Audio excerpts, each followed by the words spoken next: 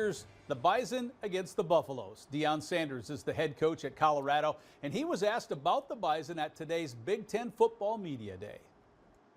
They're good. They're really darn good. And I'm mad at Rick right now for putting them on the schedule to open up with them. Like, can you give me a layup or something? Like, those guys are wonderful. Their staff has always been amongst the best. Many people have matriculated from that staff to go to higher levels. Those kids play their butts off. They're tough.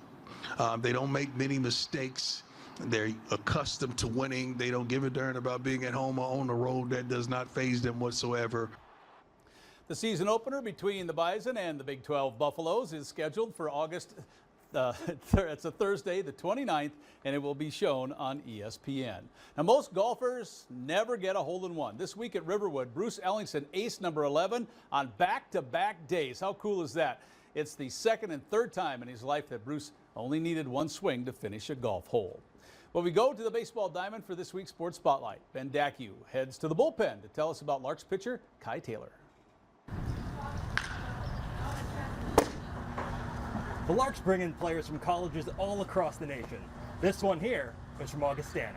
His name is Kai Taylor. It's really interesting to see the different types of experiences everybody brings to the table. I mean, you have guys that are at big-time D1s, and then you have guys that are at JUCOs that nobody's ever heard of, and it's really cool to see how everybody's just here for a common goal. We're so concerned with velocity these days, guys don't know how to pitch, you know. I mean, as far as changing speeds, using the breaking ball, actually holding runners, fielding their position, doing all the things that involve being a good pitcher. During his time with the Larks, Kai has asserted himself as a vital piece of the Bismarck bullpen.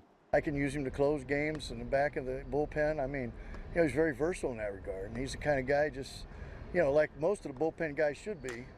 When your name's called, go pitch, and he does it. When Kai gets called to the mound, he brings with him a collection of pitches that includes a fastball, a curve, a slider, and a changeup.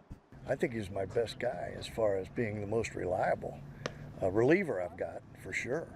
I mean, he throws strikes, he works down in the zone, he's got a tight little slider, and he's no fear. I love him. I think he should be on the All-Star team.